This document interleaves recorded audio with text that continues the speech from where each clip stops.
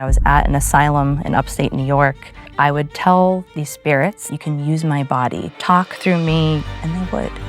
My team captured a crazy Class A EVP. I come at these things with a healthy dose of skepticism. It doesn't seem that bad. The longer I stayed in, the darker experiences I had. It changed and multiplied into these 8 to 10 foot tar beings. They'd be grinning at me and taunting me, kind of like, I got you. Did you ever think, maybe I should get out of this? It just kept getting worse and worse right up until I got saved.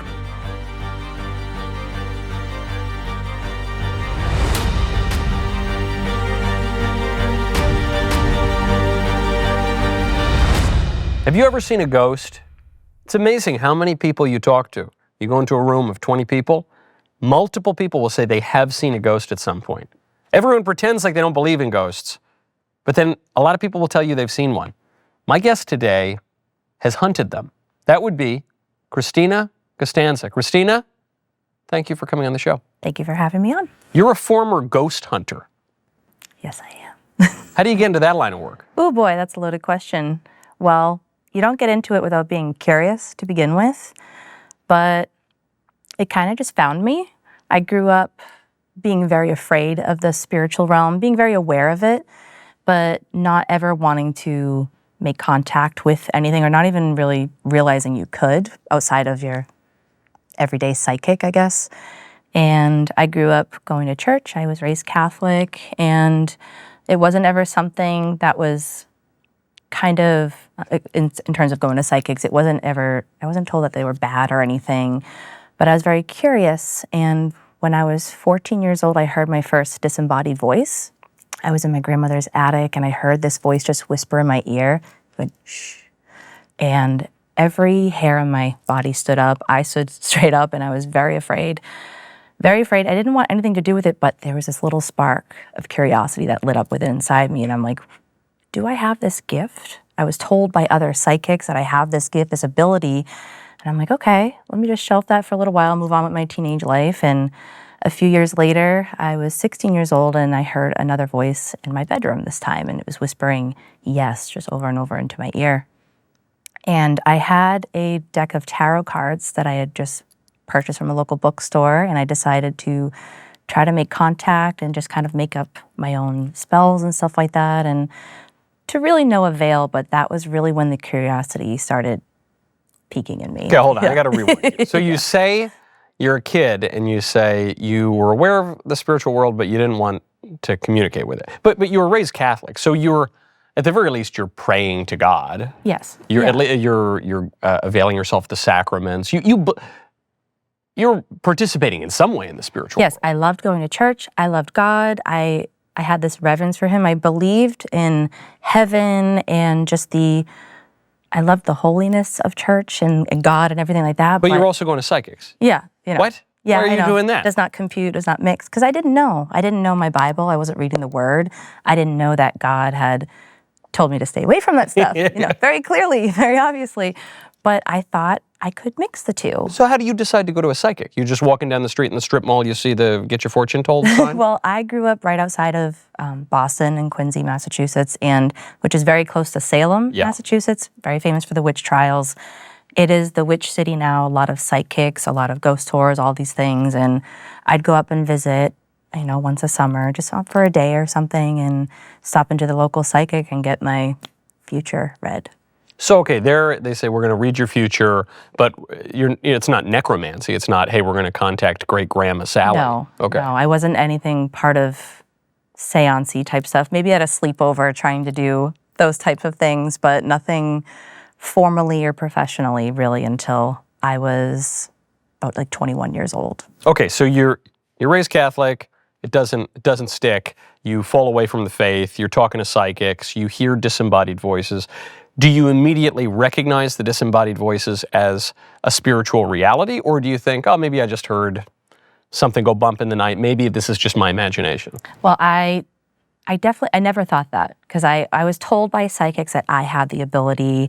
Other people in my life, my dad was sensitive, he was spiritual, he was a born-again Christian, but he also believed in that stuff as well. We knew there was life beyond this physical realm, so to me, it made me feel special that these voices, these what I thought were people, would try to find me and communicate with me. And I didn't know why, but all I knew is I wanted to find out more.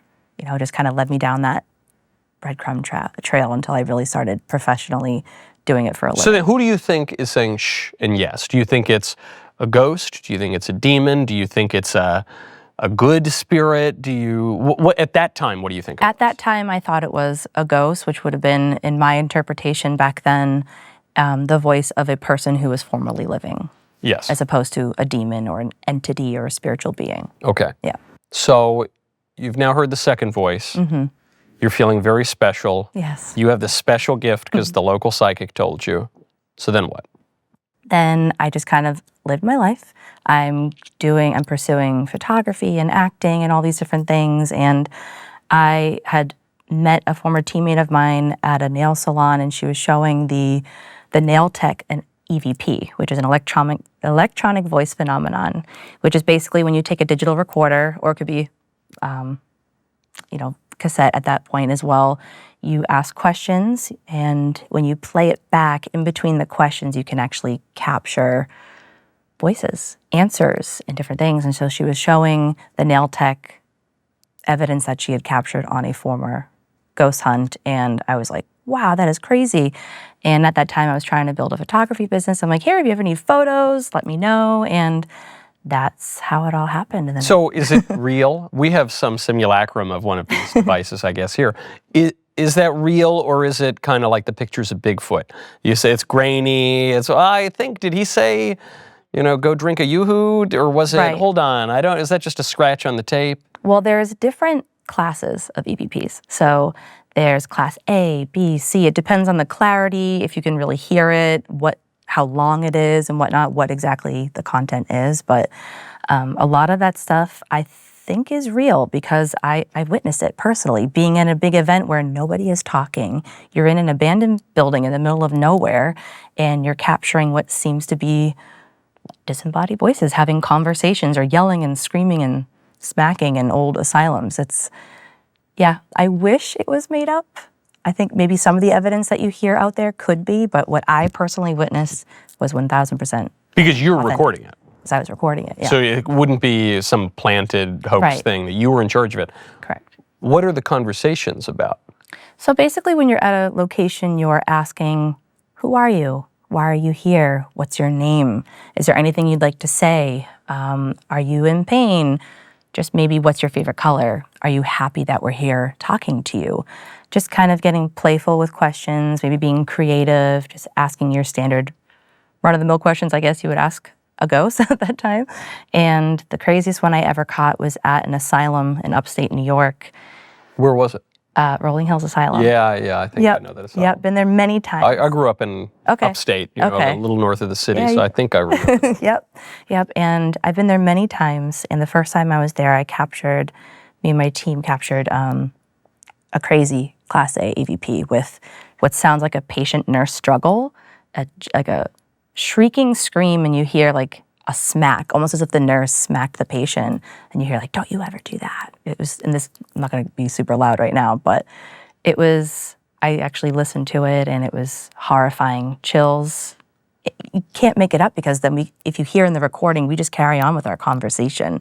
No one is making this up. You have sound guys next to you, you have people recording, so it's sometimes, if there's a lot of people there, it's hard to fake the evidence. Can you hear it in the room, or you only hear it on the playback? Only on the playback. That's the thing. You don't hear it. Sometimes certain people like myself, I could hear certain things with my own ears, and then I would also hear it on the playback. So it would confirm what I was hearing, or different pieces of equipment would confirm what my own body, my eyes, my ears were seeing and feeling. I believe that a lot of this stuff is real. I also come at these things with a healthy dose of skepticism. Having been to, I think it was that asylum, but I definitely remember a shut-down asylum in upstate New York, you can feel a kind of spiritual oppression around this place. It is dark. Yeah. It is a lot of, especially that one, there's been so much darkness that's happened there. It was a poorhouse back in the 1800s where people would just send menopausal women or disabled children. Just a lot of dark things happened, and they would have upstate New York, it's very cold in the winter. They couldn't bury the bodies, so they would have to stack them up in the morgue. And I would put myself in that meat locker and try to do these ghost sessions, trying to communicate, trying to capture evidence. And being down in these basements, you can feel the heaviness and the darkness in some of these places. Why would you want to do this? I mean, assuming if you think it's real, I think that this stuff is real in principle, though there can be plenty of hoaxes. But if you think it's real, we've talked on this show before about the demonic and the angelic and the all of these sorts of things. But if you think it's real, to me it's kind of like cockroaches. I think cockroaches are real. I think we need to fight cockroaches so they don't take over our house. But I don't want to be around cockroaches. I don't want to put myself in the cockroach headquarters. What would draw you to pursue this? I agreed now, looking back, I'm what would ever possess me to do this? But when you don't understand the spiritual ramifications of seeking after these things, it's just fun. There could be a multitude of reasons. Some people are in it just for the thrill of it. Some people are actually skeptical. I know atheists and skeptics that didn't believe in it, that they were doing this to seek, and they wanted to have their minds change. There was people like myself that were curious. You want to be able to make contact. And at the time that I was in it, it was a lot of scientific equipment involved. People were using electromagnetic field readers, thermal imaging cameras, and I myself wanted to bring spirituality back to it. And back in my days, wanting to add the feminine touch to it, and I added. What do you mean the feminine? The feminine touch, kind of. Let's not be so. This is my mindset back then. Be nice to the ghosts, you mean? Kind of more the spiritual. Yeah, be nice to the ghosts, but it was a very male-dominated field at the time, and wanting to bring some softness and witchcraft. I'm just going to say it. I want to bring witchcraft into, into the industry. Yeah, do these spells and rituals to try to kick up the energy. So hold on, were you a witch? Yeah, you name it. I was kind of a spiritual cafeteria spiritualist, as they would say. A little bit of this, a little bit of that. I was very much into the New Age, the law of attraction, crystals, candles, tarot cards, astrology. So you were a millennial white woman? Yes. Okay, yes. Got it. Yeah. Oh, yeah. And I was vegan at one point. Yep. All the stuff. You get it. Yeah. So you were dabbling in all of this, but were you conscious of it? Would you say, "Oh, I'm a little witchy"? Oh, I wore it like a badge of honor. I was witchy. I was the ghost girl. Even though people that I grew up with would be like, "You're what? Like you were afraid of everything." And but it just so quickly became my identity. That was who I was. I was the ghost girl, and I was witchy. I wore all these labels. Liberal, witchy, vegan, all these different things. Tomato. Yeah, right. And because I was seeking. I was hurting, and I was seeking for identity. Why were you hurting? I was hurting. I was just struggling with depression. I was struggling with anxiety. I wasn't walking with the Lord, so I had this big God-shaped hole in my heart. So I was trying to fill that with witchcraft, with drinking, drugs, alcohol, ghost hunting, all of the things that kind of satisfy the flesh for a time being, but the next morning you just wake up and you're just as empty, if not emptier than before. I was going to joke and say back in my wayward youth when I was atheist, a bit more libertarian, the drinking, the partying, the girls, staying up late. I did that. Ghost hunting was not on the list. Yeah. Except that's actually not fair, because when I was a teenager, my mother died unexpectedly, and I did have a strong impulse to say, "Hey," I was an atheist, but I said, is it possible? Can you talk to the dead? Is it possible to talk to? I didn't pursue it that much, but I did Google it. I remember. So I get it. When you're lost and you're confused and you're longing for something, I actually do see how you could end up to that place. But then the story you mentioned, you say you heard this conversation between a patient and a nurse and a smack and a this. So ostensibly, that was a real event that took place that you were hearing the echo of. Possibly. So what was it? What do you now think that was? What I now believe, from just being on my own spiritual journey and what I've read in the Bible, is that these are familiar spirits that the Lord talks about. They are demons masquerading as beings of light, just like how 2 Corinthians talks about Satan himself comes as a being of light, and so do his minions. And these spirits are watching, they're understanding what you're seeking, what you're curious about, and I personally believe they were pretending, they're putting on a show to draw you in, kind of like a mosquito light, where you think you're heading towards something that's bright and beautiful. It seems real, it seems good, and the closer you get, you don't realize it's leading you to death. That these beings are going to do anything they can to get you as far away from the Lord as possible.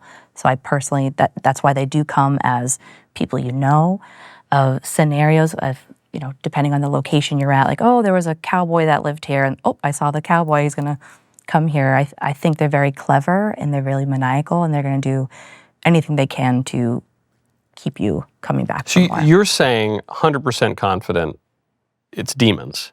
Yes. Is it a possibility that it's a ghost?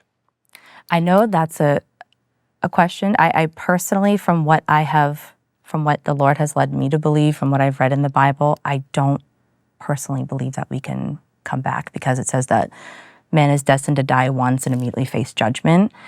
I don't see anywhere that says we can come back and talk to our loved ones and, hey, my necklace is in the drawer over here, or communicate in that sense. But there are ghosts in the Bible. There are ghosts in the Bible, yeah. So there's the ghost of the witch of Endor. Mm-hmm. The ghost of Samuel comes up, and the witch kind of actually seems surprised that she conjured the ghost. Yeah. She probably was a fraudster before that, but you see the ghost of Samuel. Mm-hmm. You see in the Transfiguration the ghosts of Moses and Elijah. Those are ghosts, right? They're not demons. Those are their spirits. Right. Well, with the witch of Endor, what I find fascinating is I don't know if she meant to do that. I don't know if she's ever done that before. Right. I agree. And what I love about this topic is that even just biblical scholars, there's no one consensus on the witch of Endor of what actually happened, because I'm between two schools of thought where, all right, the Bible says that Samuel came up. Okay, so it says it's Samuel, doesn't say it's a familiar spirit. Yeah. So I'm like, okay, maybe God allowed this to happen. Yeah. But I'm like, why would God allow to use something so sinful to do this? Because I'm like, okay, maybe it was a familiar spirit. There's a lot of debate on this topic. All I know is no matter what happened, it wasn't good. It led to Saul's death, and it also, we're not called to do necromancy. The whole thing was outside of God's will. No, of course. Look, I totally agree with this, and we shouldn't do necromancy or pursue. Yeah, all that stuff. But this is an important question for the ghost hunting phenomenon. Because, okay, put the witch of Endor aside. Christ is transfigured, and he's flanked by two guys, Moses and Elijah. It's not them physically. They're not flesh and bone. It's their spirit. Ghost just means spirit. You wouldn't say those are familiar spirits. You wouldn't say those are demons. So at least in one example, and let's say two examples in the Bible, ghosts do appear.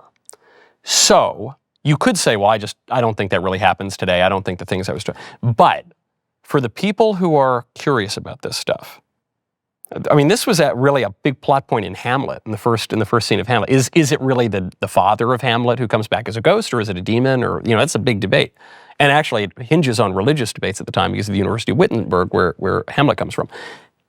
Is it, if a demon's coming to trick you, or a granny is coming to warn you of something, both could be spiritually dangerous, but they are different. Right. And you're the expert ghost hunter. So you go in assuming it's always a demon. Well, I don't do it anymore. And you don't do it anymore. Yeah, you did. Praise God. Did. But I would say, I still personally don't believe that would be Granny. What is she saying? They should be. I know we also see in the story of the rich man and Lazarus. Yeah. Yeah, he's not able to come back. There's a big giant chasm. He's like, please go warn my family. And it says you had the prophets. Exactly. You're not allowed to. And to me, that also says we can't come back. We have our chance now, and we're not able to cross that great divide. And the only one who did that was Jesus. But for me personally, no matter what it is, we're called not to talk to them and communicate with them. Yes. Yeah. So we do it anyway. You did it anyway. I did. A lot anyway. of people do. Yeah. Well, I thought it was okay. I didn't know that God said not to do that. I didn't know that he said to stay away from necromancy and divination and witchcraft and all the things that I was partaking in. I thought At one point, I called myself a Christian witch. I thought I could have both. Yeah, tell me you haven't read the Bible without telling me you haven't read the Bible. You're talking about demonology. Have you heard of the Annabelle doll? I don't know anything about this. I just know it somehow pertains to, it's like a demon-possessed doll or so. What is it? Yeah, so it's actually it was made famous to the big world through the Conjuring movies, but it's actually a rag doll that was in possession by Ed and Lorraine Warren. They're very famous for their demonology. Not famous enough. I never heard of them. So what do they do? They're into demons? I think they actually worked on the Amityville horror case and the actual Annabelle Conjuring case. But they're pro-demon or anti-demon? Pro-demon. They're exorcists in type sense, but I actually met Lorraine Warren a few times. So they're anti-demon, meaning they want to get the demons out. Okay, yeah, I guess I. Okay, yeah, okay, all right, that makes sense. Okay, I was confusing. They believe they exist, but they don't like them. They try. Oh, okay, that's good. They're passed on right now, but they had an occult museum in Connecticut filled with relics and very dark occult items, literally things that have been found in the woods with satanic rituals. And I have been to the museum a couple times. I met Lorraine a few times as well and saw Annabelle as well. And the folklore behind this doll is that it's possessed by, I don't remember exactly, I think a little girl who's demonic or just filled with demons or rage. I don't remember exactly, but this rag doll has tried to kill people, allegedly, and has escaped. Like Chucky? Like it springs to life with a knife? I think so, yeah. I don't know. That didn't happen. Someone was watching it and they woke up and the arms were around their neck. And so this thing has to be kept in a lockbox. And the folklore behind this doll is just insane. And the power that people are giving this doll, really the demon in operation behind this doll. And it just made headlines again because a comedian, Matt Rife, I've never watched his things, but I guess he just purchased the entire occult museum in Connecticut filled with these objects, including Annabelle doll. And it's not the objects themselves that are haunted, it's the demons that are in operation behind it. So when people are looking at Annabelle and giving her power, like I did, when I met her that night, I literally said, I tried to test her. I'm like, well, she's not that scary. And my gas tank literally went from full to empty on the way home. Okay, hold on. Even the way you're taught, I met her. I know, that's the way we Hold on. We spoke, yeah. What are you taught? So do you buy it? Do you think this doll was choking someone? It could have been. I don't mean to say I met her. It's I think that's the old way I would speak, but I met the doll and the demon that's in operation with this rag doll. And your gas tank dropped to nothing? Out of nowhere. It was very strange. It was not oh, almost on E. Oh, I lost gas. It's not a crazy story. It was literally out of nowhere, strange stuff started happening. Got lost. GPS, this is back in, I want to say 2011, so GPS really wasn't what it used to be. It was those ones that you attached. So it was leading us to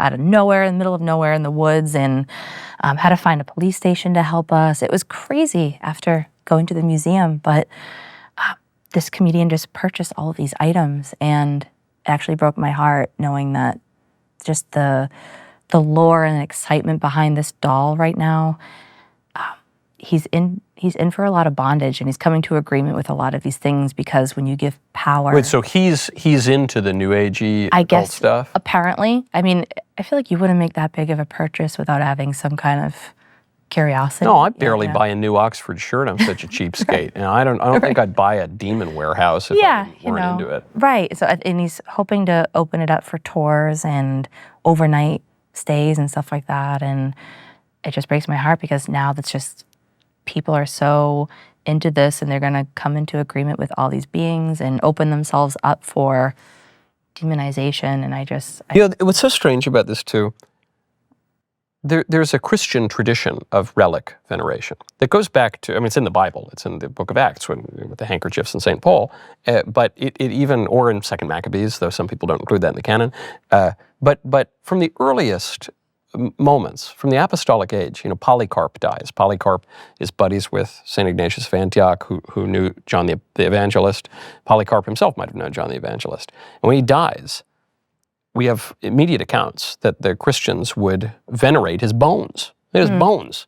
Wow. And this goes, all throughout the Christian tradition of, sometimes they'd get a little unsure of the relic, so I think they're presently 2 heads of St. Thomas Aquinas, Oh, boy. who was a very smart guy, but he didn't have to. He didn't have to.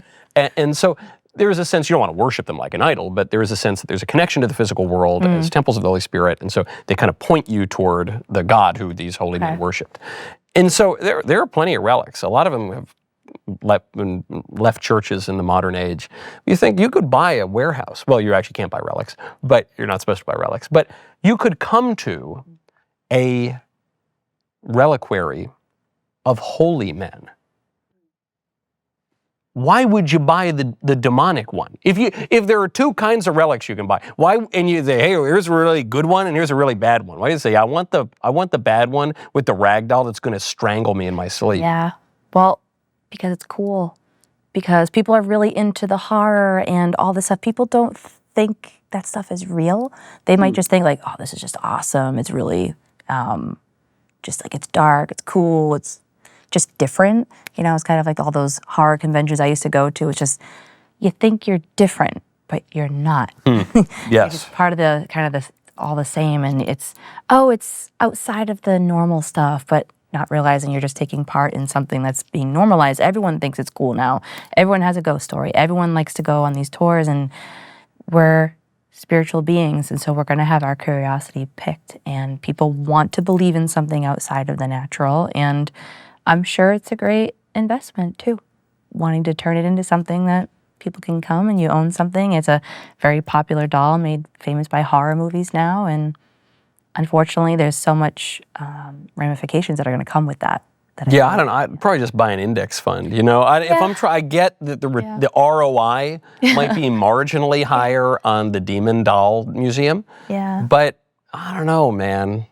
I don't like ESG, but like Vanguard and State Street are probably safer investments, even with all their problems. I don't know. I know nothing, but yeah, I 100% agree. And I actually tried to make a video recently, and social media would not let me upload it for some reason, trying to talk to Matt Rife, saying, please, anybody that has these objects, please burn them, get rid of them, and turn to Jesus. I'm just like urging him. I hope he would just wake up and understand that the spiritual weight of this is not going to be something that anybody can carry, and I hope he just repents and turns to Jesus. So you're a Christian witch. Yes. You're now doing film work on ghosts. Yeah. And you're getting this footage that you say, maybe some of them are more dubious, but you say, look, the Class A, top tier audio recordings, I am hearing ghosts. So what are you doing with that knowledge? Why is that spiritually dangerous? Why is that spiritually dangerous? Now looking back is because, one, God calls us to stay away from it. And when you're operating in divination or witchcraft, you're seeking knowledge or power outside of God's knowledge and power. You're in a spirit of rebellion. You're rebelling against God's word.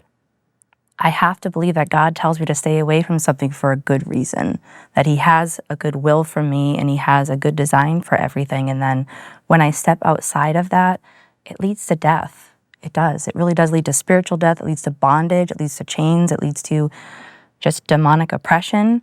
And what I do with that knowledge now is, right now I want to just share my story. But back then I really wanted to kind of show the world that there is life beyond the physical realm. There's something else out there. Maybe we don't know what it is, but maybe there's something that can bring us together or open us up spiritually. I just kind of wanted this enlightenment and I think healing above all else as well.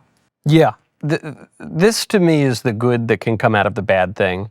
Or to use the example of the Witch of Endor, this very bad thing that happens, but God turns all things to good, it's not a recommendation of practicing necromancy, but there are people who are hardcore atheist materialists who say none of this is real. And then they're convinced not that God exists, but that a demon exists, or alternately that a ghost exists. But if ghosts exist, that means that something non-physical exists. And if demons exist, that probably means that God exists too. And there's this kind of bizarre back door where people are interested in the occult and the paranormal, and often it leads them to perdition, but sometimes it can lead them back to the right path. So you say this is terrible and you had all this demonic oppression and everything, but how so? You're at the insane asylum. You're getting the audio recordings. It's quirky. It's weird. It's interesting. You feel very special. You feel you have this gift, this feminine witchy touch to mollify the demons. And okay, then what? How does it go south? It doesn't seem that bad at that moment. It doesn't seem that bad. I just want to say about that atheist kind of opening their mind. That was my husband. He was a full-blown atheist. Nothing happens in a spiritual realm. Meeting me and having me witness what I went through, he's like, well, she's not lying. She's not a liar. It kind of opened himself up to the spiritual world as well. And now we're both saved. Hallelujah. But how does that, what was I struggling with? Yeah, okay, we get to the point where you're recording these, smacks and screams in the insane asylum. But at that point, I don't know if it just remained at that point, is there really any impetus for you to give it up? Right, definitely. Because the longer I stayed in, the longer I was involved with these things, the darker experiences I had. So it was really fun in the beginning, and I was doing this for over a decade. So it was really fun in the beginning, just kind of, wow, I can't believe I'm capturing this evidence, I'm making contact, I can't believe I'm growing in my psychic abilities, I'm able to travel the country, see different places, this is amazing, and make friends, and wow, I'm on a TV show, wow, this is crazy.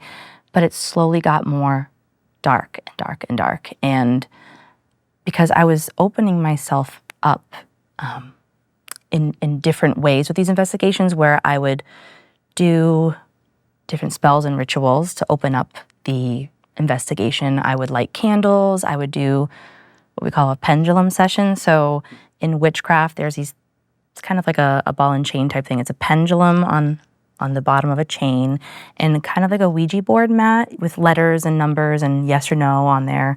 And you would ask questions like, all right, we're here, please talk to me, are you ready to talk with us? And it would literally point to different things, and there's no way I could really manipulate it without it really shaking. And this thing would point to yes, point to no, spell out names, and we would start investigations that way. And it's not just that, your hand shook or something, and you're saying you're seeing the ball on the chain defy gravity? Yeah, it would stay tight, and then it would just go like that.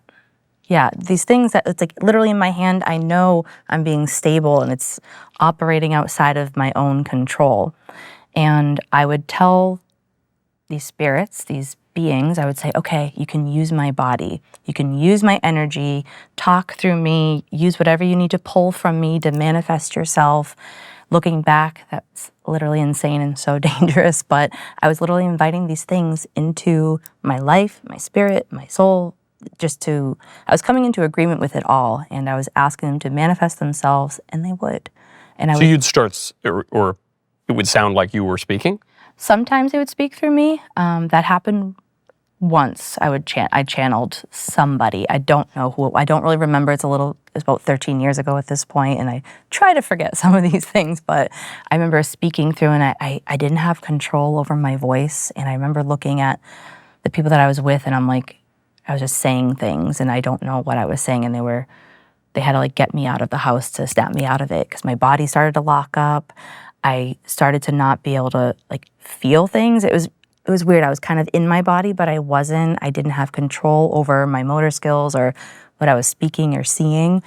It was really horrifying and very scary. And the worst experience, I think, was when I was filming for my show. I ended up, through my paranormal journey, I became a co-host for my own paranormal show, helping people overcome great fear with their crazy demonic activity that they have in their homes. We were in a house down in Georgia, which was experiencing a lot of dark activity. The guy was involved in, I think, Masonry, some kind of occult or secret society.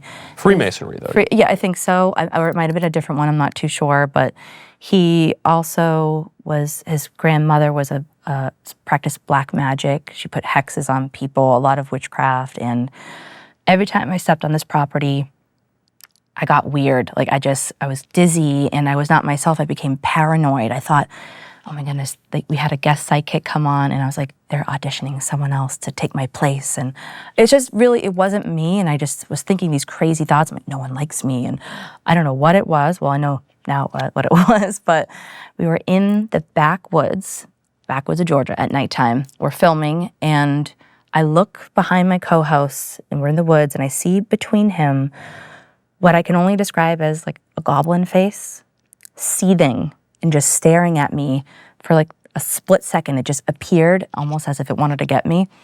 And I jumped back, and that image is really seared into my mind forever. And this thing just wouldn't leave me alone. It started changing forms and became this giant tar being. It sounds crazy talking about it now, but it changed and multiplied into these 8 to 10 foot tar beings that would then follow me around my house. And as I'm walking around and trying to sleep, I would see these beings. You'd see them, not just sort of feel their presence. You'd see them. Feel them, yeah. And it was kind of, I would see it both, sometimes with my own eyes and sometimes what they would call like in your mind's eye. Back then I would say your third eye, but I don't know how to describe it. It was very like in between the physical and spiritual realm. I'd be able to see them, and they'd be hovering over my things and grinning at me and really very taunting me and almost kind of like, I got you, I'm watching you, and just wait. And they would communicate with me almost telepathically in a sense, where they don't have bodies, yeah, they can do whatever they want. And these things just wouldn't let up, and it just kept getting worse and worse right up until I got saved, which was about 5 years ago.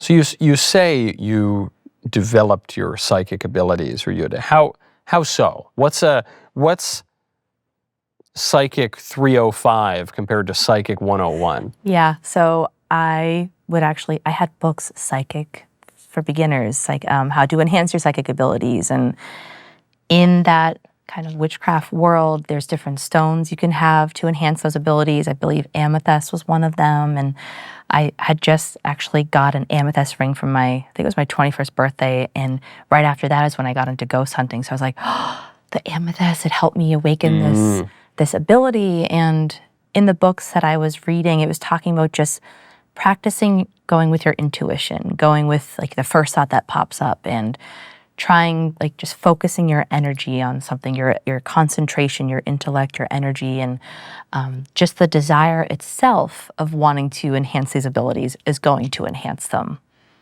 Yeah, it was some wild stuff I would read, and the more... I guess that makes sense though, because you know, it's like when a woman runs up to Christ in the Gospels and touches the hem of his garment. This is very important because it shows you that there is a physical aspect to faith. But it is her faith that is really taking precedence over the physicality matters. You know, in the book of Acts, when people are touching handkerchiefs to St. Paul and sending it out there is a physical aspect, obviously, because it's an incarnational and sacramental faith. But it's not like a magic handkerchief. Right. It's not the object itself. It's the faith of the person that is you're chasing after it. Like I literally have the woman touching the hem of the garment in my head. I'm blessed enough to be able to lead worship at my church. And even on my worst days, I'm like, man, this is going to be really hard. But if I can just get there and just get up on there and just touch the hem of his garment, I know it's going to be okay. And I've had so many of those moments where just having the faith has helped me overcome. But it was also when I was in the darkness as well, just having the faith that, oh, I am going to grow into these psychic abilities. And I believe it's going to. I think your belief is very important, whether it's wherever it's placed. And Henry Ford talks about whether you think you can or you can't, you're right. And I used to really believe that as well. And I'm like, okay, no, I am a psychic. I can do this. I can do this. And I got what I wanted. So did you, at any point, I know you're kind of down the rabbit hole at this point, you're doing the weird pendulum thing, and you know, you're pretty in it. But when the giant tar beings are following you around, did you ever think, this isn't great, you know, maybe I should get out of this? Well, I definitely didn't think it was great, but at that time, I thought there was good beings and dark beings, that there was, maybe I would call them angels, but beings of light, and I would call them demons at the time. I was actually very into demonology, flirted with Satanism at one point. Really? Oh yeah, at one point I found myself agreeing with Aleister Crowley and his teachings. I'm like, That's kind of weird. Maybe I should be. Aleister Crowley's one of the founders of modern Satanism. Yeah. Isn't he the one who said that the first and only commandment is do what thou wilt? Yeah, literally what Satan say, what he does say. And That's also the chief claim of liberalism. Yeah. Political liberalism is do whatever you want. Yeah. If it doesn't hurt anybody. Doesn't matter. Your body, your choice. Yep. And I was one of those people. I was a full-on like liberal, feminist, vegan, witch, all these things, doing whatever because I didn't care. I didn't think that anything mattered.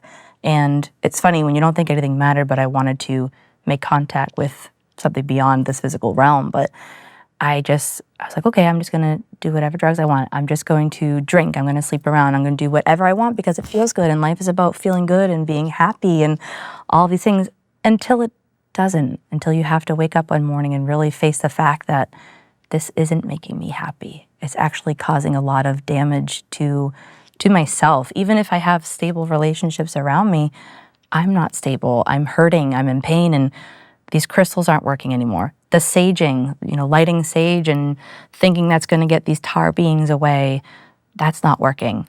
The hypnotisms, the law of attraction, the vision boards, the manifestations, all of these things that were working for a little while, they stopped working. They were working in what sense? So I totally thought I manifested myself that Travel Channel show. Huh. Yeah, because I was visualizing it and I was going through kind of interviews at that point. They're not so much auditions because it wasn't fiction, but I was like, wow, I manifested this. I saw myself doing this and I manifested my husband. I manifested this and not realizing that I didn't do any of that. So, and manifesting for people who are not millennial white women watching this, it's like praying to God, except it's just praying to yourself, basically. Yeah, right? you're praying is that right? to the universe. To the universe. So you kind of, I think some people believe different things. I had the personal belief that the universe, oh my goodness, it's hard to talk in this sense, going back in this verbiage, but I used to think that the universe it had your back. It wants to bless you. It wants to give you whatever you want. You just have to align yourself right now with the version of you that has those things. You have to start thinking money thoughts. You have to think, if it's to be rich, you have to think like a rich person. You have to think like this person. You have to visualize it. It's exhausting. It works. You got to write things down that you're already thankful for it. You have to meditate 5 minutes a day. You got to do all these things. You got to do all these works. And it was exhausting. And I was doing all of that right up until the moment I got saved. In the moment that I started following Jesus, it was like all that load, that weight, that burden that I had to do all these things to raise my vibration, to access my higher self, to be the best version of me. Because that's all kind of Pelagian, right? The Pelagian heresy, the notion that you can save yourself, that you do it through your own will and you don't necessarily need God's grace. You say that the view is that the universe is going to bless you, but then you end up having to do all these things, and it doesn't exactly work. Whereas Christianity says, it's not that there's no role for you to do stuff. You have to cooperate with God's grace, but it's that God's grace comes first. That God's grace really does it all. So you're trying to, you think you've manifested the Travel Channel show. Many such cases, I think, in Hollywood. We call it Gomorrah by the Sea around here. Oh, yeah. And so you've got everything you want. You got a TV show. That's pretty cool. Mm-hmm. But you're miserable. Miserable because I was experiencing so much dark activity. These things would be with me in my hotel room, messing with me, and literally I'd be pushed and scratched and pinched and just really taunted and tormented. And I was just riddled with fear all the time, and my health was struggling on and off, and I was just not. Your mental health or your physical health, and I was struggling with anxiety. I had crazy anxiety. At one point in my journey, I was severely depressed and suicidal. That was that led me deeper into the witchcraft part of it and all that paranormal nonsense. But I was really hurting, and I thought that crystals and the law of attraction, that was like, okay, maybe it's not the deep witchcraft, maybe it's the good magic, the light magic. I thought there was a difference between maybe the darkness and the light, that I have to just chase after the light. So you were seeing the weird tar beings and the ghoulish, goblin-y faces. Do you ever see anything now? Do you see anything in the same way that you would have seen something then, or no? Has that mist evaporated? It really stopped in that sense after I came to the Lord, but sometimes I can see darkness on people. I've seen that tarness in people before I got saved. I was dealing with someone who was under the influence of alcohol and kind of this big fit of rage, and I looked into his eyes and I could see that same tar in his eyes, and I could just see it kind of wrapped in his body. And You mean physically, like you'd see tar like going down his, or what's that like? kind of, it was almost like this flash, an image in my head. I'm like, oh, that's what he's struggling with. It's very dark. He has darkness in him, and I can see it in his eyes. I can still see things like that. I can't just straight up see demons like I used to, or That's these good. beings. So I think Satan also, yeah, it's very good. He gives you kind of the perverted gifts of the spirit where he allows you to, I don't know, see different things and beings. And I feel like what's proper with gift of discernment, or being able to see in the spiritual realm. Sometimes I can see what people are struggling with. Sometimes the Lord allows me to just have a quick image in my head sometimes. Yeah. Yeah, those gifts are quite different, I suppose, in that you might not be able to see like squinty goblins, but you might be given patience or something. You know, I'll take patience over goblin vision any day of the week. Yeah, because that stuff really, I talk about it a lot with coming out of it. There's a lot of PTSD that came with coming out of paranormal in the New Age because of all the stuff that I saw. I didn't know how to handle it, and I didn't know, it just kind of like, it shakes you because I'm like, how can I, first of all, I could never go to a therapist and talk to them about the goblins that I saw or the demons, these tar beings. They would look at me like I'm crazy. So I'm like, they're not going to understand. Like I need spiritual people, and not everybody at church understands these things as well. Did you ever wonder if you just had a screw loose and you needed some Prozac or something? That would probably hit me. I'm like, am I really seeing these things? I'm like, but I got people confirming things with equipment and all these different things. I'm like, okay, but it was wild, and it was really scary. Right now, go to expressvpn.com/Michael, letter Y, letter T. I love ExpressVPN because it is basically a shield for your internet activity. Everything gets sent through encrypted servers, so no one can see what you're doing online. Not your internet provider, not data brokers, not government agencies. Here is one thing that really impressed me. Last year, ExpressVPN got over 400,000 requests for customer data from tech companies and government agencies. You know how many times they handed over those data? 0. Bupkis. None. They can't. They literally cannot because they have a zero logs policy. Super easy to use. Just one click, you're protected. Works on everything. Your phones, your computers, your tablets, even your smart TV. You can protect up to 8 devices at once so your whole family gets their privacy back. If you want to fight to protect your privacy online, you got to go to expressvpn.com. One of the best tools you could possibly have. I've had it for 8 years or something now. Find out how you get 4 months free by scanning the QR code on screen, clicking the link in the description box below, or going to expressvpn.com/Michael, letter Y, letter T. At this point, do you still think you're talking to ghosts, meaning, you know, General Lee at the battlefield, or at this point are you more aware that you're speaking to demons? I think in my beginning of my paranormal journey, I thought there was just people that have lived and died, and that ghosts or demons.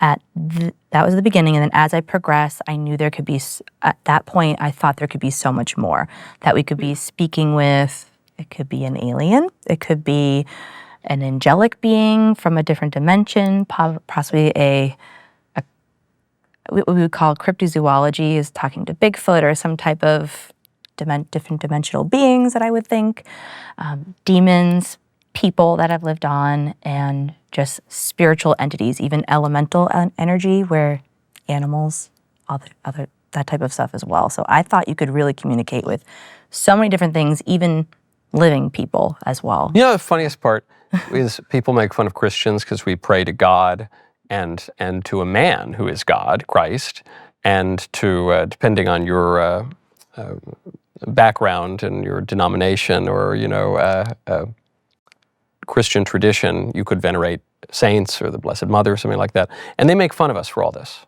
Or you could ancient Christian practice of venerating relics. People say that's so crazy; it's the craziest thing. Yeah, well, we ain't praying a Bigfoot, you know. Yeah. We ain't praying like a big cryptozoa dog alien or something. Like, but all the really fancy modern libs, they're doing that stuff, and they call us nuts. Well, I literally was that person. I was that person. So it's so crazy to speak on this from the other side, where I thought Christianity was just this box of rules just to keep us down. It's a man-made religion, and it wants to cut us off from tapping into our own godlike abilities, and we have to tap into that ourselves. And I was like, look at Mass. They're literally doing witchcraft on the altar. I'm like, At Mass, at Holy Mass? I would think that. Oh, no. Yeah, as a witch, I'm like, yep, see, they have their chalice and all these things. They have their magic. And even that phrase. Invert it. Yes, yes. No, even, the Black Mass is a mockery of the Old Mass. And even this phrase, hocus pocus, I believe the etymology of that is that it's a mockery of hoc est enim corpus meus. This is my body, which is the holy words of the consecration. I think hocus pocus is a mockery of that. A lot of things they love to mock. They love to mock, and that's why the only thing they listen to and obey is the name of Jesus. They literally it stifles them, and as we know in the spiritual realm, they're very legalistic, and so the moment that you use that authority of Jesus, they shut up. They're not. And they are. I mean, they're under. Yeah. Ultimately, they're under the authority of the sovereign lawgiver, and they're not greater than God. That's not going to work for them. Yeah. So I guess that's my question then. You're in all this craziness, and you're praying to Bigfoot and doing all this weird stuff. And does your early Christian life ever return to you and say, I've tried every single thing I can possibly do, from the sage to the pendula to the whatever. Shall I perhaps pray to God? Might that do something for me, or? Never even. I shouldn't laugh at it. No, but like when you really look back, it never even crossed my mind, because I just thought that's just man-made religion. It's a set of rules, and there's no guy in the sky, but maybe just pray to the sky. Yeah, I don't. It all seemed so normal at the time. It did. It felt very. How do I put it? Like just mystical and wild, and it felt really ancient. I remember visiting Ireland, where my family's from, and I really wanted to go to a summer festival, and I forget which one it was, but I was like, I really want to get in touch with my pagan roots. Yeah. And like, I want to reject all that and get in touch with that. And I think we are spiritual beings. Obviously, God made us that way, and we're constantly craving spiritual experiences because we're meant to communicate spiritually with our Creator. That's how He made us. And we're going to be searching everywhere we can, because we're very distracted, curious beings. He made us very curious with free will. It just depends on what you do with that free will, whether that's going to lead you down darkness and destruction, or it's going to lead you to life and freedom with Jesus. It's funny that people have this sense, you're not the only one I've heard express it, who say, I want to get back to the true old religion. There's a fascination in the West, especially in the 60s and 70s, with Eastern religion. There's a phrase in the Northeast, the Jew-boo, which is some lady who's like probably reformed secular Jew who doesn't take that religion seriously at all, but she's really into like yoga or whatever. So it's the Buddhist, the Jew-boo. But there's all sorts of people like this. And you think, okay, I want to get back to my Druidic Irish pagan roots. And does it ever occur to you, they all converted. Right. Because St. Patrick worked miracles in front of them. Right. No, with the true religion. God loved my father. He's born again Christian, and he was praying for me that whole time. We tried to have conversations, and I was living, during all this, I was also living with my grandparents at the time as well, and just, this was after my parents' divorce, that also caused a lot of hurt. So I was seeking just a lot of trauma. People that go through trauma, we're trying to heal. We're seeking just anything we can to feel good, whether it's drugs, alcohol, crystals, talking to ghosts. But my dad never stopped praying for me and trying to talk to me, but it just fell on deaf ears. I didn't want to hear it. And it wasn't until obviously right before I got saved, it was the lockdowns and COVID and just everything that was going on in 2020.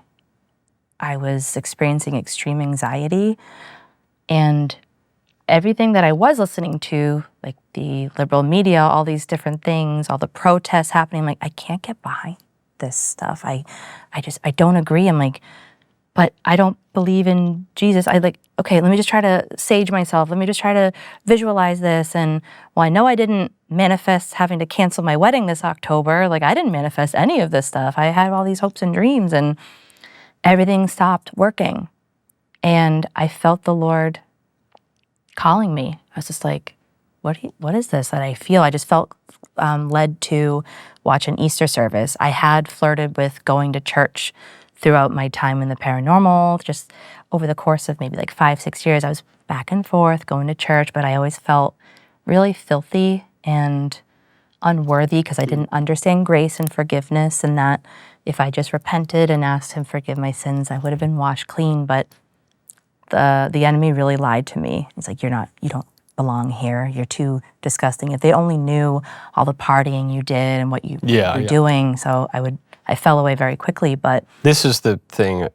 I've gone to confession 100 billion times, and even still, when I'm in the confession line, when I'm driving up and I go into the confession line, I feel this sense of can I really be forgiven for this? And it's this trick that the devil plays, which is right before you sin, he tells you it's no big deal, it's really not, it's barely even a sin, don't worry about it, it's no big deal. And then the second you do it, he says you'll never be forgiven. This is so horrible, you can never, and the closer you get to confessing your sins to God, please can you say, ego te absolvo, I absolve you of your sins, real spiritual authority given by Christ.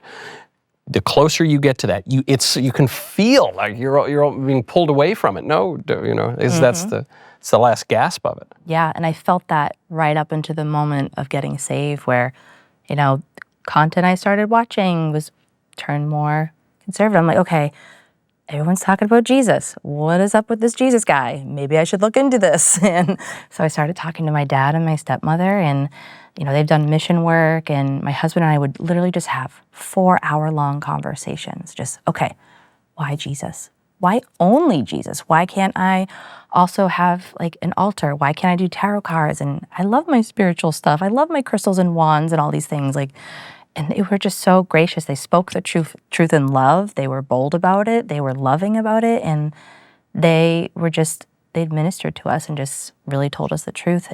And so I don't even know the exact date, but the moment I realized my sin, I understood that everything I had been doing for so long was it was sin. It was an abomination, that God detested it. And it wasn't that I felt that he hated me or anything. It was just, oh my goodness, I can't believe I was doing this. And just the weight of all that came on me. And I'm like, Lord, save me. I'm sorry. I repent for all of this. I want to follow you now. And it was all that burden. It lifted off of me.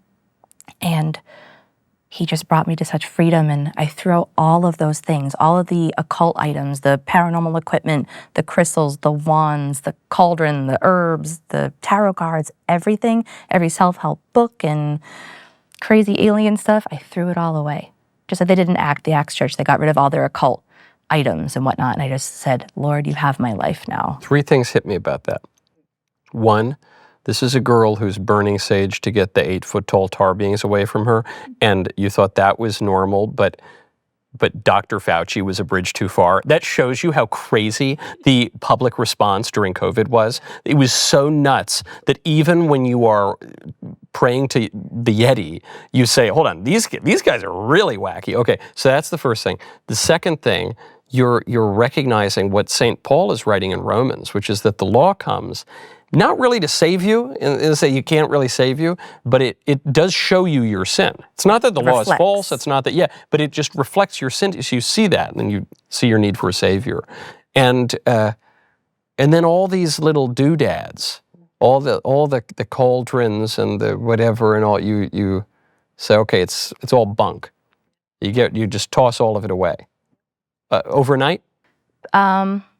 Pretty much, I think within 2 weeks. I didn't realize, I wasn't using them anymore. But I think I cried for about 2 weeks, just, oh my gosh, Lord, I love you so much. Thank you. I'm so sorry. I just being in his presence and understanding everything that I had done. It was just really, I cried for 2 weeks. And then once I understood, I'm like, okay, this isn't my life anymore. I don't identify with these things anymore. They are not, I don't want to give the enemy a foothold in my life, any open door in my life to come in, and I'm out of agreement with these things, so I get rid of them. I don't want to have anything to do with the evil works of darkness. Now, speaking of this open door, I want to talk about something you mentioned just a little bit earlier, but it ties in exactly to this. Yep. You mentioned Freemasonry. Now, Freemasonry has played a big role in not just American politics since the founding, but all over the continent. It's been a big part of modernity, and the Freemasons will say that it goes all the way back to Solomon's Temple, but there are a lot of stories about these clubs. In America, I'm buddies with some Masons. They're very nice guys, and they just think of it as a social club. In America, more so than in continental Europe, it is kind of a social club. And yet, at least for me, I'm a mackerel-snapping papist. The Catholic Church says you cannot be a Freemason. In fact, you would automatically be excommunicated. It is that Freemasonry is incompatible with the Christian faith. In a way that when I mention this to friends of mine who have been involved in Masonry, they say, that's crazy. That's totally, why is that? So why is that? Why were you seeing a Mason connection in some of these weird demon ghost houses? So I'm not an expert. I don't want to claim to be, but from what I've gathered, you're making an oath in secret. And when you're coming, I know the Bible talks about don't make oaths, especially in secret as well, because what is ever done in secret will come to light. But my only oath is to Jesus and God, and that's all I can really say on that. But I know that some people may follow the Bible or whatnot. There might be other hidden deeds of darkness. I am not at liberty to even go down that path. I'm not an expert on that, so I don't want to go down a field that I don't. I'm not an expert. Yeah. That's never stopped me before. Yeah. You made me think of one of the explanations.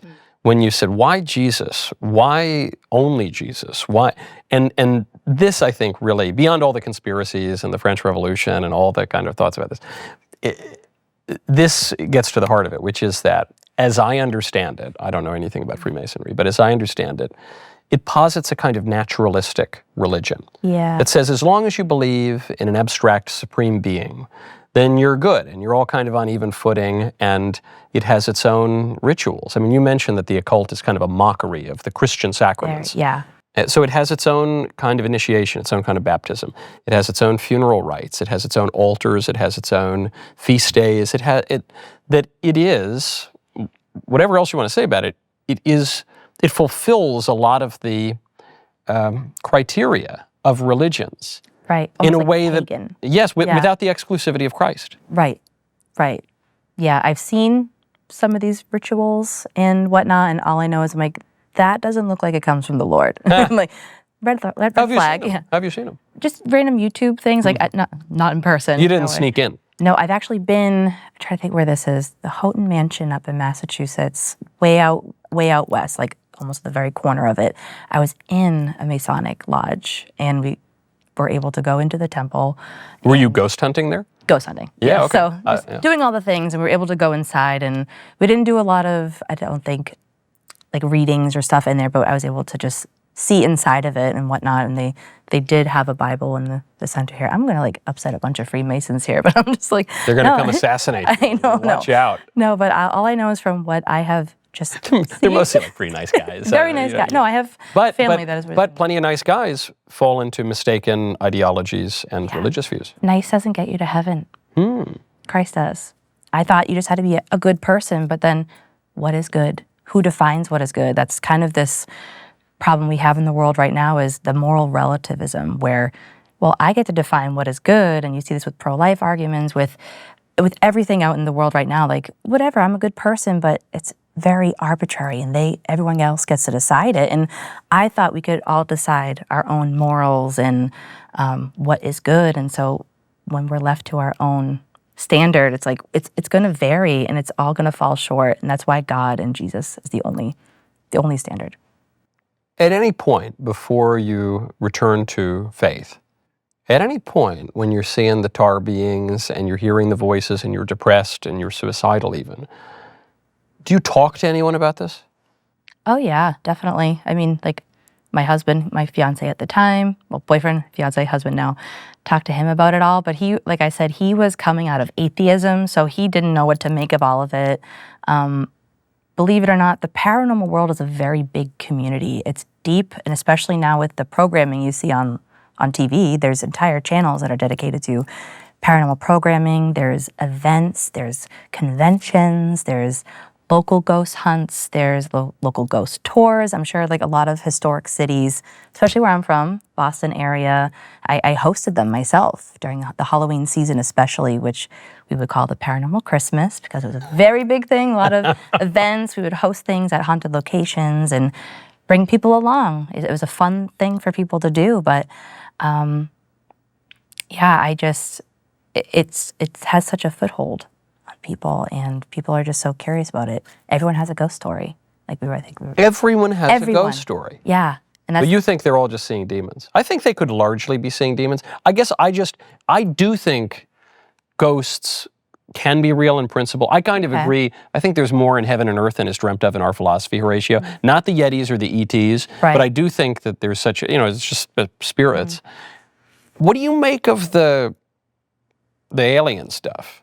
I personally think that is a demonic agenda. I think they're coming as aliens, and because I think that's the one thing that could unite humanity is a threat outside of what's on this planet. And I think there's been different projects, maybe talked about, I think Project Bluebeam is something. What's that? I don't know anything about that. I don't know. I've heard it talk about like where that could be a false flag having to do with aliens, probably drones or something. But I think the end times also talks about just a lot of, I'm not an expert on the end times as well. Who is? I know, exactly. I have a priest friend who says, a sure sign of madness is when someone tells you he totally understands the book of the apocalypse. Right. That's a guaranteed sign of madness. And I'm just like, I just love God, and I'm following him, and I'm like, no one's going to know until it happens, and we can all have theories and whatnot, but there's some things that you have to agree on, and then there's other things that are just secondary, and they're very interesting, and I'm not a biblical scholar, but I agree. I think the alien thing is a total psyop, and I think it is usually a sign that someone is at least entertaining New Age mysticism and Gnosticism, or at the very least is not all that rigid about their theological views. Yeah, I was very much into aliens at one point. I thought I was a star seed. So basically, it's the belief that you are a being from a different planetary system. There's different types that you're sent. This is right before I got saved, so I didn't believe this the whole time, but that's how far I had fallen before God was just like, nope. But so you're what is a starseed? You think you're from another galaxy? It's the belief that you have come from.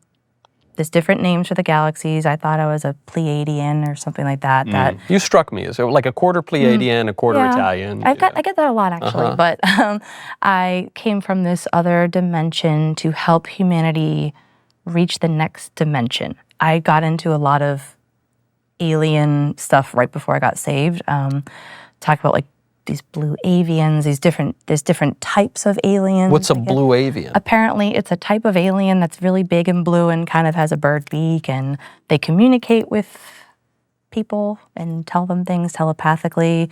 I was following a lot of people in that realm and kind of, I don't know what you would call it, very new agey, very, I don't really know the term for it, but they were into a lot of new age and talking about the earth going from a third dimension to the fifth dimension. So we all have to collectively agree and meditate and raise the vibrations.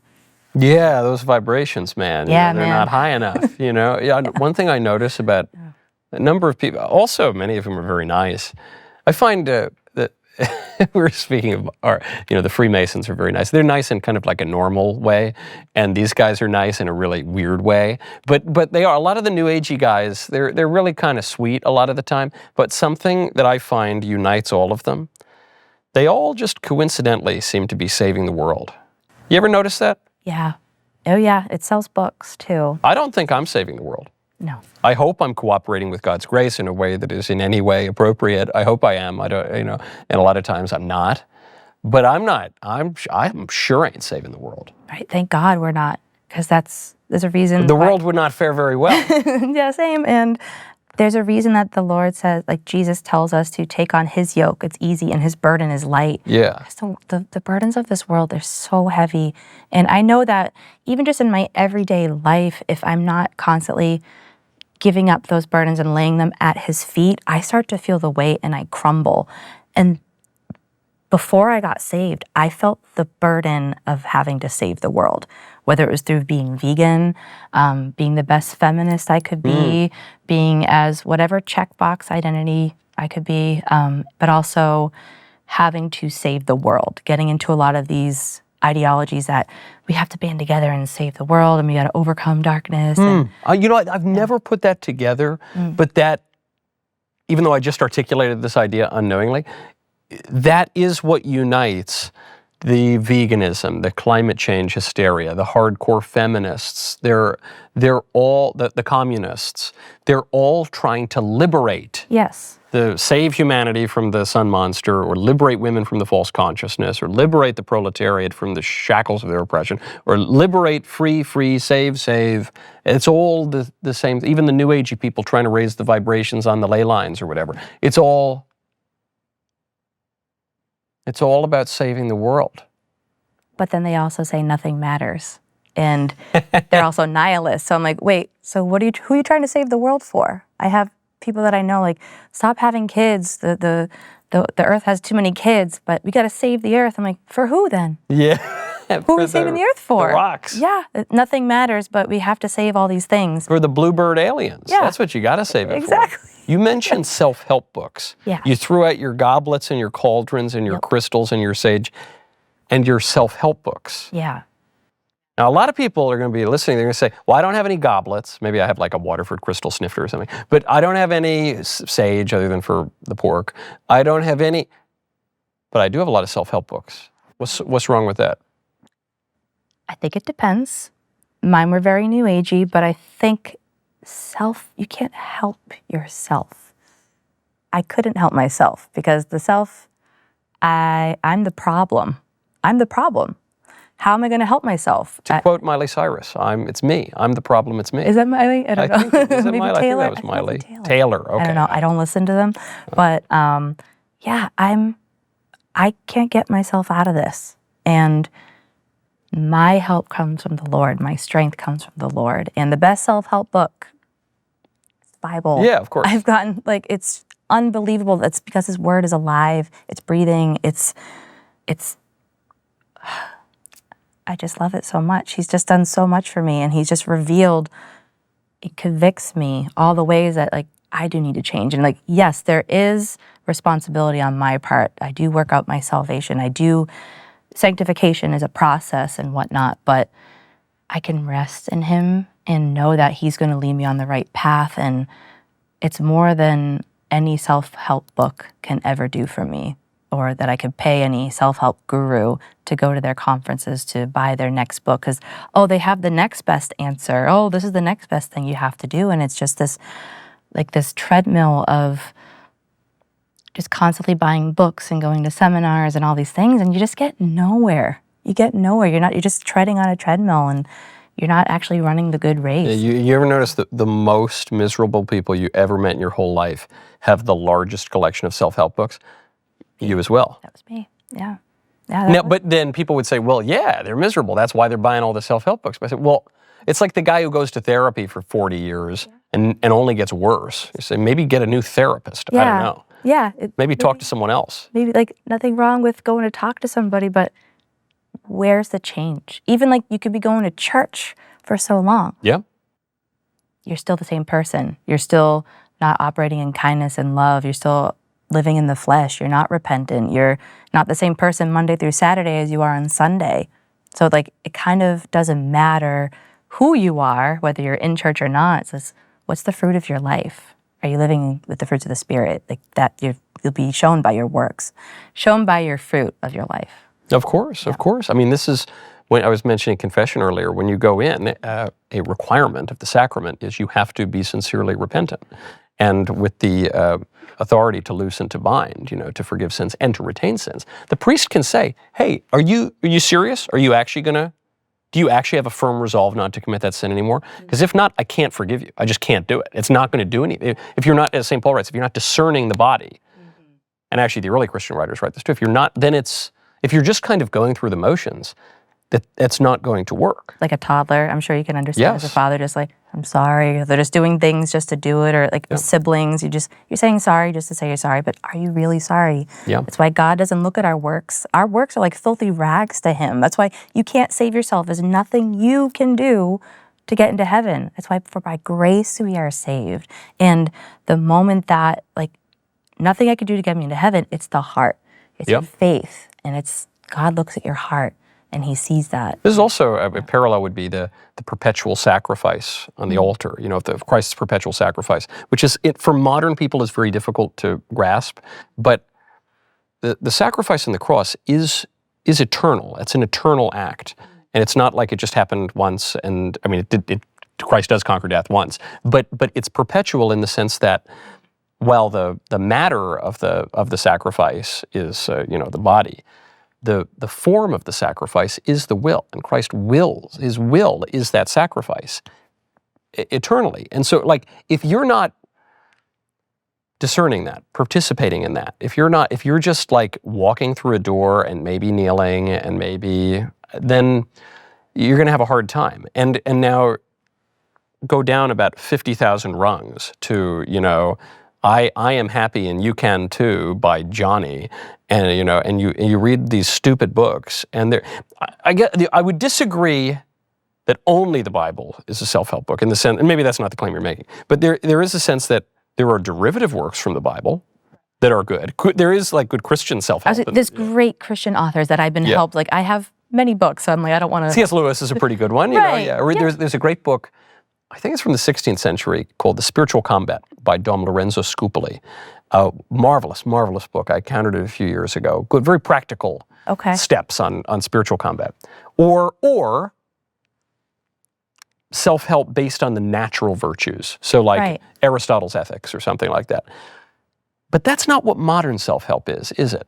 No, What's that stuff? I see it as tapping into, like, think of someone like Tony. I was very into Tony Robbins at one point, and I think there's some good aspects where some people need to get out of this like self-destructive state, but it has you looking at yourself almost like a God being, where you're tapping into your inner, I don't know how to describe, like your inner lion, your inner being, that you can just become this great person and all these things. And all I know is that it didn't help me. Maybe it helped me for a little bit, but ultimately when things got dark or when I was experiencing hardships in my life, and everything fell on me to fix. So, all right, I fixed myself. So when I started feeling bad again, I'm like, well, it must not have worked. Maybe I just got to go deeper. Well, maybe I got more work to do. Oh man, I didn't do enough. I got to do more.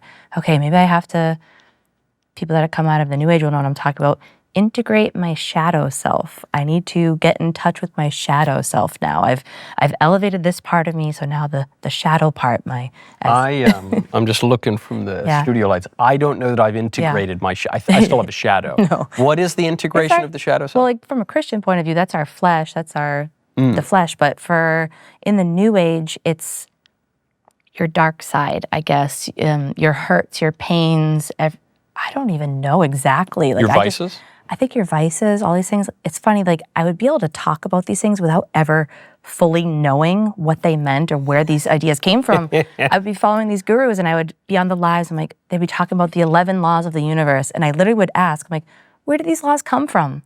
They would never answer me.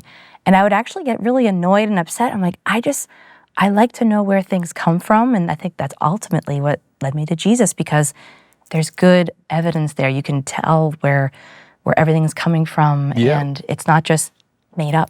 Yeah, I can tell you the history of the gravitational constant. I can't tell you the history of the 11 magical laws of self-help or whatever. Yeah, like the universal and manifestation and all these things. And people wouldn't be able to tell me because they would come from these channeled books that people would channel beings, and they would get this information from spiritual demon beings. Yeah. And then they would just different people would kind of take those same concepts and regurgitate it into their own self-help books. And whatnot. So that's the thing, like a lot of these self-help books, you don't know where some of these ideologies are coming from. They could be pagan and demonic in nature, and that's why I'm like, if it's not coming from good, sound teaching, you just got to be using discernment at this point. There's an observation long-standing, it's not original, that one of the pities of people selling themselves is how low the price is. You know, the notion that you would mortgage your soul or attempt to sell your soul for like Oprah book club self-help gobbledygook is so pathetic that you would give up true revealed religion and natural religion, even for that matter, for like some dumb quartz rock or whatever is so. And for, you say, no, man, you know, it's like, man, St. Augustine and St. Thomas Aquinas and like all the doctors of the church ever, they're all a bunch of dumb idiots. But let me tell you about the blue-beaked bird demon or whatever. Have I got some news for you? The alien, not demon, alien. Yeah, good grief. Like I used to think those rocks and stuff, I'm like, well, God made the rocks, so obviously they're good, and I can use this one for love and healing, and this one will protect me from demonic activity, and this one will help me tap into my psychic powers, and clearly God made these so I can use them for the things that he tells me to stay away from. Yeah. You know, I see actually why that's attractive. Yeah. Because God made me too. But, you know, sin and death pervade the world because of the fall. So we don't blame him for that. But I love, people do this with drugs sometimes, they'll say, especially with pot. The old sin spinach, you know, the devil's lettuce, the Haitian oregano. You might have heard of it. Yes. Yeah, Peruvian parsley. And they'll say, you know, whenever you make even a mild criticism of the old marijuana, they'll jump on you and they'll say, hey, man, how could you say that? You know, God made pot, man. It's natural. I'm like, hemlock is natural. You're going to drink that? That's not a good idea. Right. Speaking of goblets. Yeah, but you have to do so much to get to that point, don't you? I'm like, I don't know. I never grew it or anything. Partook a few times, but you never inhaled. No, by accident. Worst experience of my life. But I took a few puffs on the jazz cigarettes every now and again. Yeah. Never did much for me. I don't like it. I preferred alcohol at that point because I could control it better, and I liked the feeling it gave me and whatnot. And it's a great way to wake up. No, I'm joking. Don't do it. No, but I like. You know, I don't really have a druggy personality. That's not, of all my sins. That's not one of them.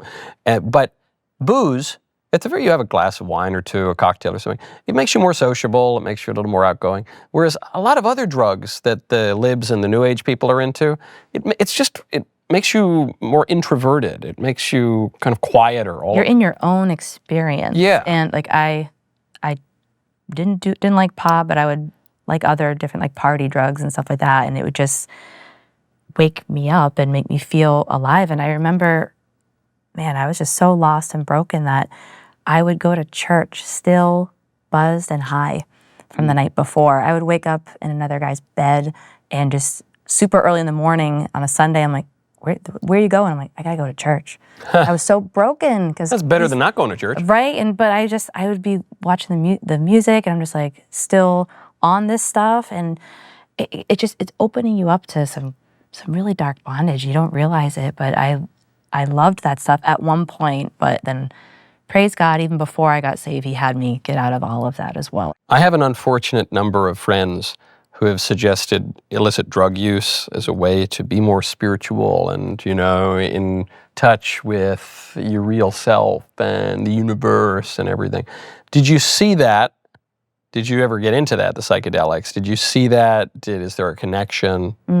I never did psychedelics, just the hard party drugs, apparently. But, just the fun ones. Yeah, just the fun ones. But I was very tempted to get into ayahuasca. I had some friends that did that, and because it's like, wait, I get to go to Mexico and vomit for a weekend? Yeah, but what's the catch? See dark beings that bring me into the clouds, and I don't know, but it was really, so I was part of the vegan community for a long time, and I got into raw veganism as well, which was kind of not eating any cooked food, and I would go to different potlucks and vegan events, and I was every type of vegan. I was the angry protesting kind, but then I was also the super like hippie, crunchy girl, like into all that fun stuff, raising my vibration, and a lot of people would be on psychedelics. It's And that really was like, I don't want to be that. It's like, I won't, hey man, I won't even cook my broccoli rabe because of the oils and the toxins. Hey, you want my bathtub acid? Literally, hey man, let's. Yeah, literally, that was me as a vegan at one point. Wow. I'm like, I gotta save the animals, but I'm gonna do cocaine. So yeah. Wow, it is so. It was just especially funny.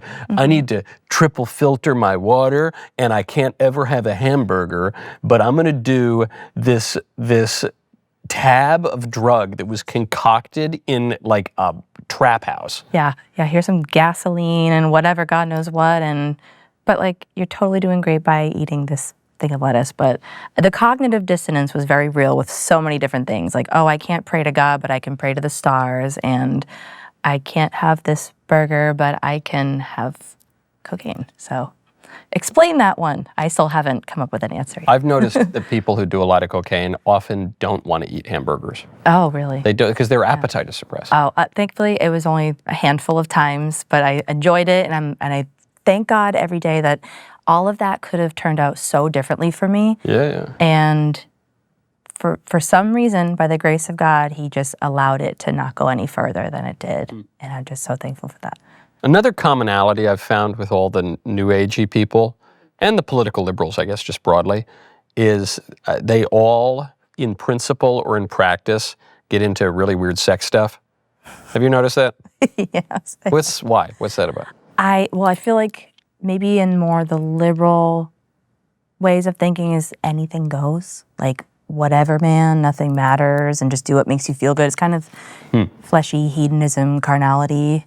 New Age, I feel like the more enlightened people get, the more they fall in love with people's souls or something like that. And there's actually, I got into it for a hot second, there's sexual magic where you can use a beautiful thing that God gave us to be shared with your husband or wife, to use that special feeling to manifest and create your own reality where you visualize what you want when that feeling is happening, and you envision it in a big light tunnel going up to the universe, and you basically use your sexual energy to do magic. And so I've actually heard this phrase before. I don't know anything about it, but I've heard this phrase, sex magic. Okay. That's what it is? It's basically you just like think happy thoughts? It could be a lot of other, there's probably dark ways people do this and whatnot, but that's what I learned and practiced at one point. I know there's people that have done some really crazy stuff with, I don't even want to go, it's very graphic, but there's a lot of different things that I don't know of. I don't want to know them. I don't know how to do it, but people, I think it's a special feeling. There must be something with the energy that the enemy thinks can be powerful, or he just tries to mock us into using something very special that God gave us and to pervert it and use it for nefarious reasons. Yeah, and it is somewhat easily perverted. I guess part of it is, yes, liberalism says, if it feels good, do it. Yeah. And the New Agey stuff, you could see how that would get into the real weird sex stuff like transgenderism, because you say, well, your body has nothing to do, and it's your true your soul. self, whatever. So, okay, I get how that could take you there, but also we're human beings and we're sexual creatures, and the distinction between men and women is the essential distinction within human nature, and so sex, of course it matters. I always thought it was so crazy when the left would say, on the one hand, sexual assault is this national epidemic, and Harvard Yard is, this hotbed of mass rape, and, this was during all the kind of Title IX craziness. Okay, yeah. And so they'd be talking about how there's this epidemic of just constant sexual violence, and it was Me Too and all the rest. Yep. And also sex doesn't matter at all. And it's like a totally casual act. It doesn't matter. And you say, well, if sex doesn't matter, then why is sexual assault worse than regular assault? Right, though their big thing, I think, consent, obviously. Consent, okay. Like, but I don't consent to be assaulted with a punch to the face. Right. Why is sex assault so much worse than someone shoving me? We all agree it is. It is, obviously it is terrible, and I think their ideology, the ideology that I used to ascribe to, is as long as, maybe I didn't partake, but it was more so, as long as people are consenting and of age, and they're not an animal, then, well, I guess, then people were, it's like, whatever whatever you want to do, go for it.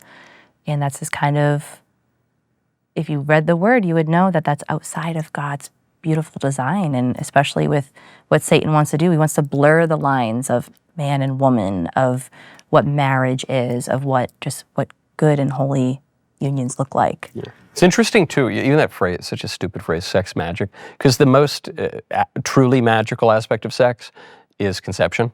It's that you can make a person, like this thing that you do that you very much want to do. When you do it, you can make a human being. It's crazy. Which is wild, you know. But that's the part of it where they would all say, no, that's bad. We got to kill that. We got to avoid that. Yeah. Then you get into the. It's so sad where I was vegan and pro-choice at one point. Yeah, many such cases.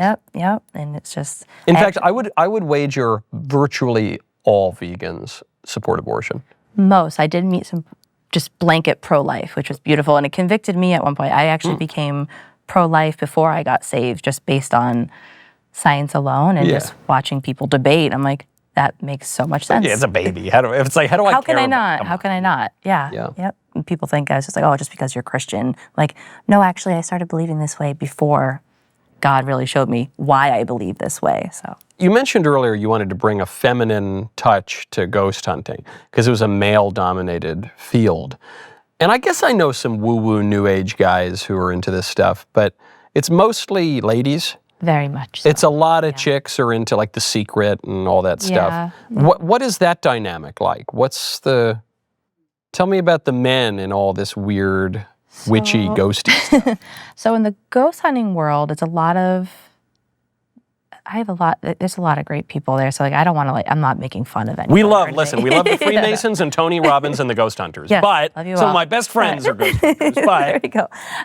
No, but there's a lot of kind people, but it was a lot of just people at the time. A lot of the men were designing equipment. They were really focused on like the scientific aspect of it. So the electromagnetic field readers, we call them K2 meters, all the different beep, beep, boop, boop type scientific stuff. So this sounds like Scientology where they read your thetan level. Oh, right. Is this real? Like, is it real? Maybe that's real. I mean, I would see something and then the scientific equipment would pick it up.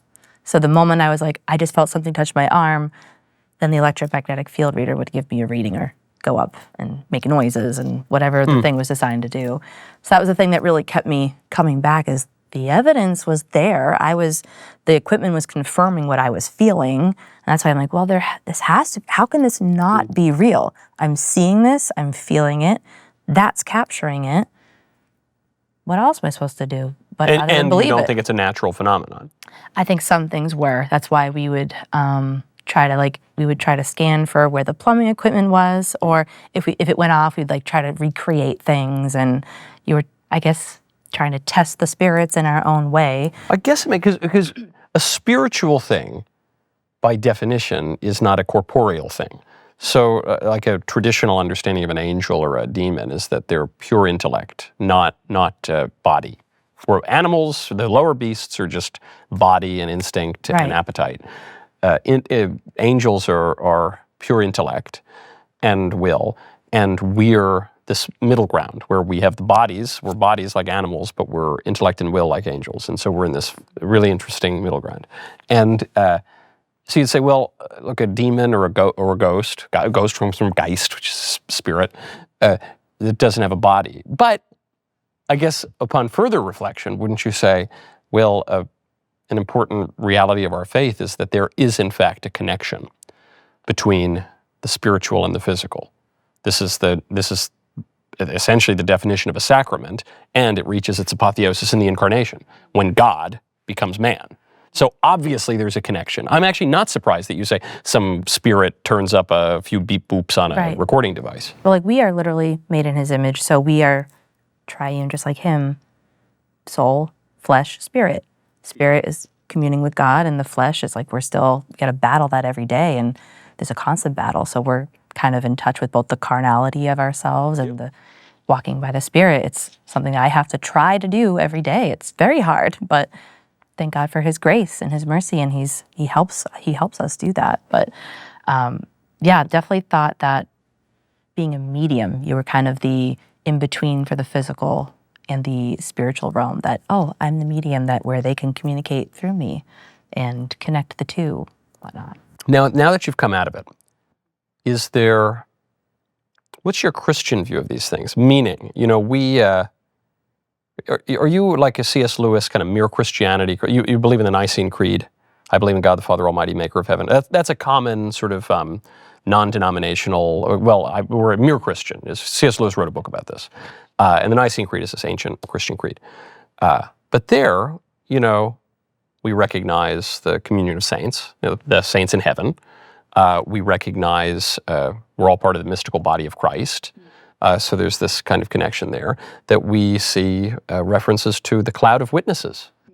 We see in the book of the Apocalypse, which you were talking about earlier, the saints are holding buckets of their prayers. And so and we believe that there are choirs of angels, and we believe in the Archangel Gabriel and Michael. And so it's this very full world.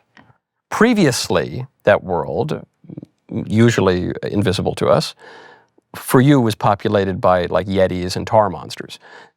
Now, is it that that world has been demystified, or is it now full of the real thing? The angels and the saints and the choirs and the celestial bodies. It's kind of the veil has been lifted, where it's that now I know the lens to view these things and why God has told me to stay away from them. That there's a reason for it, that it's so dangerous because we don't know what's out there. There's a whole spiritual realm. There's a war happening in the spirit on our behalf, and we also wrestle not against flesh and blood, but against powers and principalities. There's spirits. The devil is prowling around like a lion, waiting to devour us and look for weak links, people that with open doors. The legal system in the spirit realm is so prevalent that they look for any crack, any open door, whether it's content you're watching and things you're speaking and coming to agreement with. And when you say content, are you talking about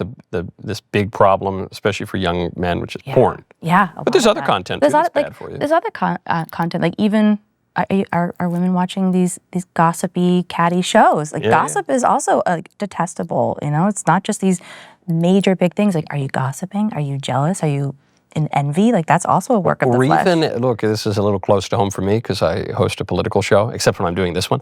But generally, I do a daily political show. And there is a real incentive to detraction toward what St. Paul condemns as a railing and reviling spirit. And you see it. You see it on a lot of these shows, and people are just railing, constantly reviling, detracting. It's a temptation, and it's a hazard in my line of work. But it's very spiritually dangerous. It is. And there's a reason why God tells us to guard our gates, our eyes, our ears, our mouth, and to be very, I think, like I said earlier, to live with the fruit of the Spirit. I desire to have the fruit of the Spirit more than the gifts of the Spirit, where I want to be walking in love and joy and patience and kindness and self-control. There's moments that I haven't not had self-control. I still don't have it with certain ways I react, but the Lord is so gracious and to remind me, it's okay, maybe there's an obvious sin here with this person, but take the plank out of your own eye and work on your own self-control. And that's why the content we watch and all these things, there's, like I said, powers and principalities are at work, and they're here to keep you from coming to the truth that Jesus is Lord. He's here to save you, and they want you operating outside of the will of God, and they want you in bondage still. So what's your message to the ghost hunters who are still going out there with the tape recorders or whatever they have now, probably an iPhone app, or the young men and women who want to talk to a ghost, want to do the Ouija thing, want to find a blue-beaked alien to have Fruit Loops with? What's your message to them? I understand the appeal, especially I haven't lost a parent, but I can understand wanting to possibly try to make contact with somebody. I know a lot of people are hurting, and that's why they go to psychics, they go to mediums, they go to these ghost hunts wanting to just contact with other people they know, or they're just they're curious. I know there's just a curiosity. We are born with that curiosity. It goes all the way back to the garden. But Satan has come to deceive us. He's masquerading himself as a being of light, so he's going to trick you, and he's going to come back as somebody that you know and love, or even somebody that you don't know and love, just people that are out there. And I would just urge people to have such high discernment in this hour to stay away, take no part in the evil deeds of darkness. You want to separate yourself from this stuff, and curiosity opens a door. And that's what led me down this thing. I was curious, and that curiosity, because I didn't turn around and stop it right then and there, it led me down this destructive path into ghost hunting, and it only left me demonized and in bondage and in chains. And I would just urge people to please, please just stay away from it. Don't watch the shows. Stop going on these ghost hunts. If you have the equipment, if you have these occult objects, get rid of them and repent and turn to Jesus. It's not that curiosity is awful in itself, but it has to be ordered by morality and charity and ordered toward God. The minute it just becomes this idle little game, then, curiosity kills the cat. Do you remember that old show, the guy, John Edwards, not the presidential candidate, Jonathan Edwards, the guy who... Oh, he's a psychic. Yeah. The crowd of He had the people. crowd. He did the crowd work, and he told them that they were all talking to their dead spouse or whatever, and he preyed on these... Look, maybe he was doing it sincerely, so I don't want to accuse him of something, but regardless, what he was doing is preying on very grieving, damaged people to get ratings on TV. It was a dreadful, dreadful show. But there was always a debate about it.